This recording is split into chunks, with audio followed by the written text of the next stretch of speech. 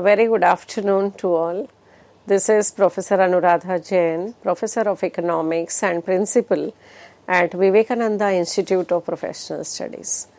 So, in this session, we will be discussing about capital market in India, which is very important because capital market is a market for medium and long term funds, and every investor, every business house needs funds, to start the business, to run the business, to develop the business. So it also refers to all the facilities and the institutional arrangement for borrowing and lending long term funds and also the medium term funds. The demand for long term funds comes mainly from industry, trade, agriculture, government, etc. The central and state government invest not only on economic overheads such as transport, irrigation and power supply, but also on basic and consumer goods industries, and hence require large sums from capital market. The supply of funds comes largely from individual savers, corporate savings, banks, insurance companies, specialized financial institutions and government. Now in the financial market, all those institutions and organizations which provide medium term and long term funds to business, enterprises and public authorities constitute the capital market. So in simple words, we can say that the market which lends long term fund is called capital market. Capital market is composed of those two demand funds, those who demand funds and those who supply funds. So thus the borrowers and lenders in the financial market for medium term and long term funds constitute the capital market. Now if we just see the structure of the capital market in India, then the Indian capital market is broadly divided into two categories. First is the securities market, consisting of like gilt-edged market and industrial securities market. Financial institutions, development and financial institutions like DFIs. Thus the Indian capital market is composed of gilt-edged market, or the market for government securities and industrial securities or corporate securities market. Capital market includes development financial institutions such as IFCI, SFSC, LIC, IDBI, UTI, ICI, etc. They provide medium term and long term funds for business, enterprise and public authorities.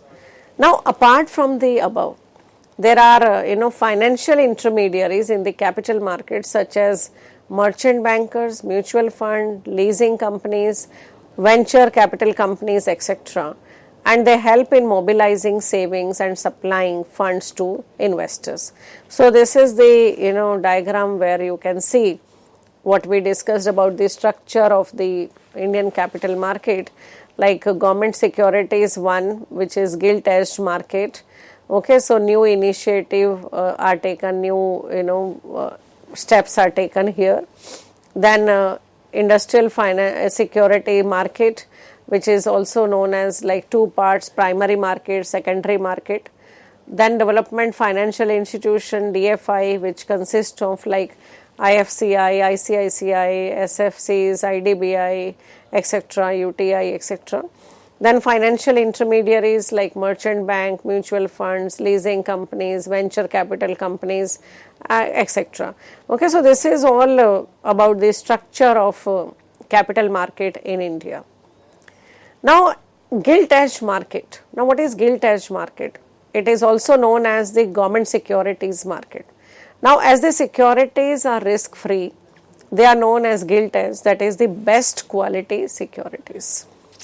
The investors in the gilt-edged market are predominantly the institutions. They are required by law to invest a certain portion of their funds in these securities. Now these institutions include like commercial banks, LIC, GIC and the provident funds. The transactions in the government securities market are very large. Each transaction may run into several crores or even 100 crores of rupees. Now, since June 1992, government securities have been mostly issued, sealed bid auctions, and RBI play a dominant role in the gilt edge market through its open market operations. And these government securities are the most liquid debt instruments. The industrial securities market is like market of shares, debentures and bonds which can be bought and sold freely, and this market is divided into two categories, that is primary market and the secondary market. Now, primary market includes like new issue market or issuing, new issues market is concerned with the raising of new capital in the form of shares, in the form of bonds and debentures. Many public limited companies also raise, capital through the primary market and expanding their business. It may be noted that the new issue market is important because of its impact on economic growth of the country. Now, secondary market consists of old issue market, commonly known as the stock market, or the secondary market is a market of for the purchase and sale of quoted or listed securities. It is highly organized market for regulating and controlling business in buying, selling and dealing in the securities.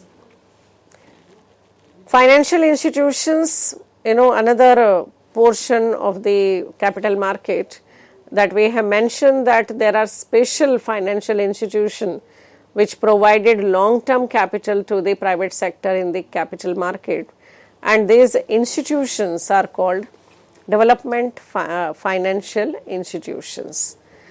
Indian capital market has shown steady improvement after 1951, and during the 5-year plans capital market has witnessed rapid growth because of the industrialization, because of the growth on the industries, because the main agenda of 5-year plan is to industrialize the economy, to have more or a high rate of economic growth, and which is not possible without industries.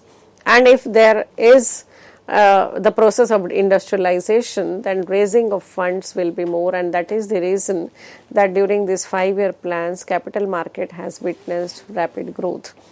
Both the volume of saving and investment have shown phenomenal improvement during this period. Now, in fact, the last 2 decades, the volume of capital market transaction has increased substantially. Now, besides, its functioning has been diversified, indicating the growth of the Indian economy. Now, if we see the significance of capital market in economic development, then capital market has a very, very crucial and important part for capital formation. Adequate capital formation is indispensable for a speedy economic growth, because without capital formation we cannot even think of economic development of any country, and particularly the Indian economy. The main function of capital market is the collection of savings and their distribution for industrial development, and these stimulate capital formation and hence accelerate the process of economic development. A sound and efficient capital market facilitates the process of capital formation and thus contribute to the economic development.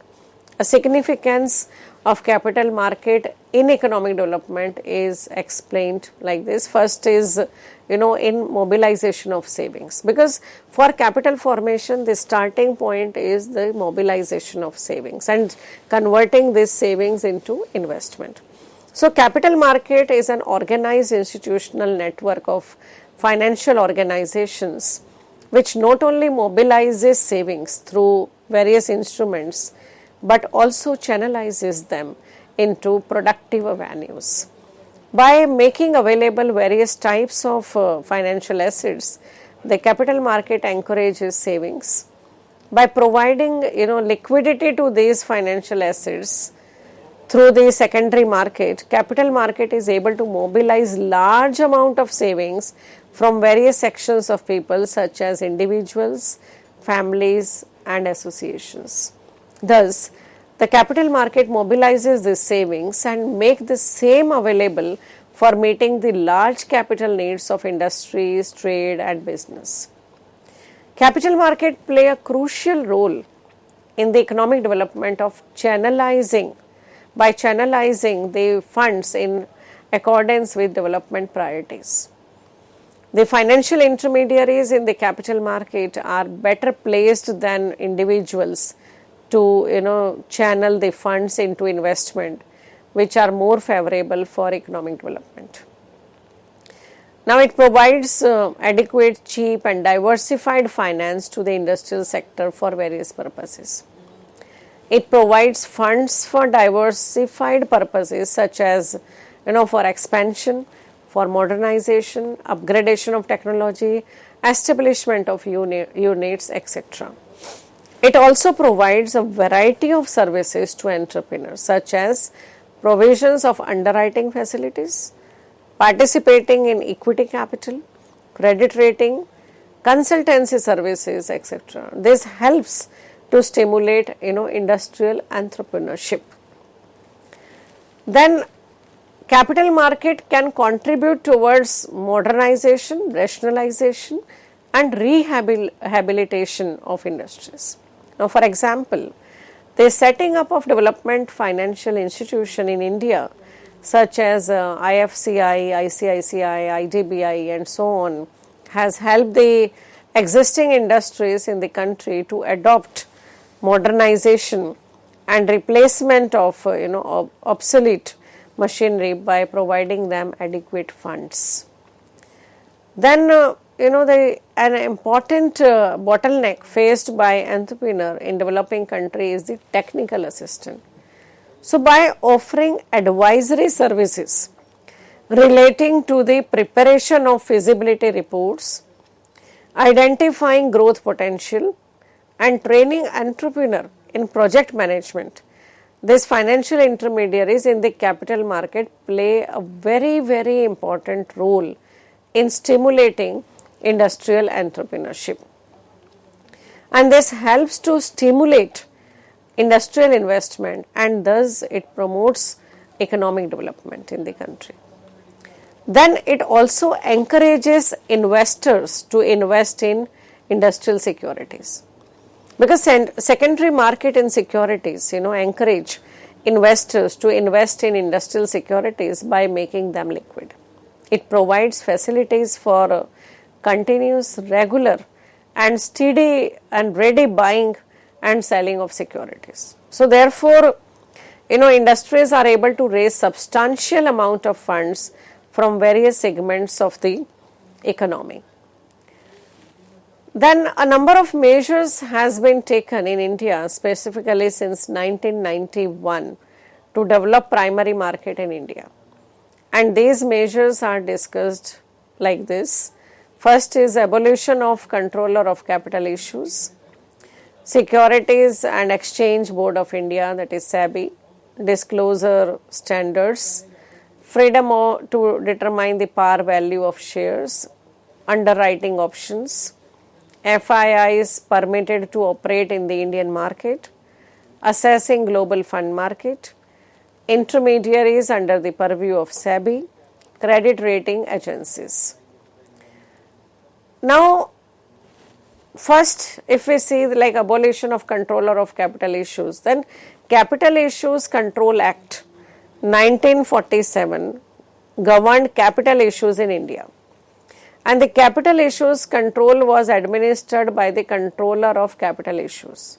The Narasimha Committee in 1991 had recommended the abolition of the CCI, that is Controller of Capital Issue, and wanted SEBI to protect investors and take over the regulatory function of CCI. And therefore, government replaced the Capital Issues Control Act and abolished the post of CCI, and then companies are allowed to approach the capital market without prior government permission, subject to getting their offer, document cleared by SEBI. Then SEBI was set up as a non-statutory body in 1988 and was made a statutory body in January 1992. SEBI has introduced various guidelines for capital issues in primary market, like disclosure standard, like companies are required to disclose all material facts and specific risk factors associated with their project. SEBI has also introduced a code of advertisement for public issues for ensuring fair and truthful disclosure. They have also given the freedom to determine the par value of shares. So, the requirement to issue shares at par value of rupees 10 and rupees 100 was withdrawn. SEBI has allowed the companies to determine the par value of shares issued by them, like SEBI has allowed issues of IPOs through book building process. To reduce the cost of issue, underwriting by the issuer is made optional, and it is subject to the condition that if an issue was not underwritten and was not able to collect 90% of the amount offered by the public, then the entire amount collected would be refunded to the investor. Now, FII is permitted to operate in Indian market for an institutional investor, like such as mutual funds and pension funds are allowed to invest in equity shares as well as in debt market, including like dated government securities and treasury bills. Assessing global funds market, Indian companies are allowed to assess government finance market and benefit from the lower cost of funds. They have been permitted to raise resources through issue of American Depository Receipts, that is ADRs, Global Depository Receipts, that is GDRs, foreign currency convertible bonds and external commercial borrowings. Indian companies can list their securities on foreign stock exchange through ADR, GDRs issue. Now, if we talk about secondary market reforms in India, the number of measures have been taken by the government and SEBI for the growth of secondary capital market in India. The important reforms or measures are like this. First is set up of National Stock Exchange, NSE, now over the counter exchange of India, then disclosure and investor protection guidelines for new issues. Okay, like these reforms are like screen based trading, depository system, rolling settlement, the National Securities Clearing Corporation, that is NSCL, trading in central government securities, mutual fund, etc. NSE was set up in November 1992 and started its operations in 1994. Now it is sponsored by the IDBI and co-sponsored by other development financial institutions like LIC, GIC, commercial banks and other many institutions. Now, over-the-counter exchange of India was set up in 1992. It was promoted by a consortium of leading financial institutions of India, including like UTI, ICICI, IDBI, IFCI, LIC, etc. It is an electronic national stock exchange listing an entirely new set of companies which will not be listed on other stock exchange. Now, in order to remove inadequacies and systematic deficiencies to promote the interest of investors and for orderly growth and development of the securities market, the SBI has put in place DIP, that is Disclosure and Investor Protection guidelines to govern the new issue activities.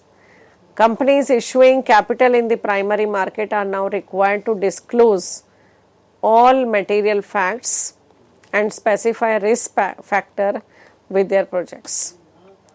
Now, screen-based trading means that Indian stock exchange were modernized in the 1990s with computerized screen-based trading system. Now it electronically matches orders on a strict price time priority. It cuts down time, cost, risk of error, fraud, and therefore leads to improved operational efficiency. Now another reform is depository system. A major reform in Indian stock market has been the introduction of depository system and scrip-less trading mechanism since 1996. Now before this, the trading system was based on physical transfer of securities.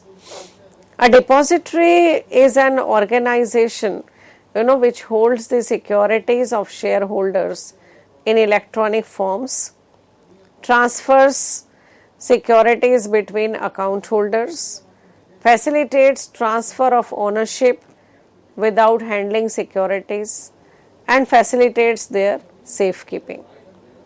Another is rolling settlement. Rolling settlement is an important measure to enhance the efficiency and integrity of security market.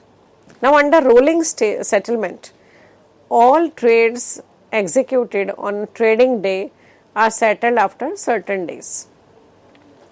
Then another reform is National Securities Clearing Corporation, NSCL, which was set up in 1996, and it has started guaranteeing all trades in NSE since July 1996. The NSCL is responsible for post-trade activities of the NSE, clearing and settlement of trades and risk management are its central functions. Now, in order to encourage wider participation of all classes of investors, including retail investors across the country, trading in government securities has been introduced from January 2003. Trading in government securities can be carried out through a nationwide anonymous order driver, screen-based trading system of stock exchange in the same way in which trading takes place in the equities. Another reform is like mutual fund, because emergency of diversified mutual fund is one of the most important development of Indian capital market, and their main function is to mobilize the savings of general public and invest them in the stock market securities. So mutual funds are an important avenue through which households participate in the security markets. So overall we can say that there are various new things, new reforms has been taken place. Capital market is well organized and very well developed in India. It mobilizes funds. It helps in economic development because it provides capital base to the industries, to the companies, and without which we cannot think of capital formation, we cannot think of industrialization, and economic development would not have taken place at that pace without the proper existence of capital market in India. So capital market is a very, very important component which stimulates economic growth and which help in the process of economic development of the country. So thank you so much, and I am sure you must have cleared your basic concept about what capital market is all about and how it helps in the economic development of the country. Thank you.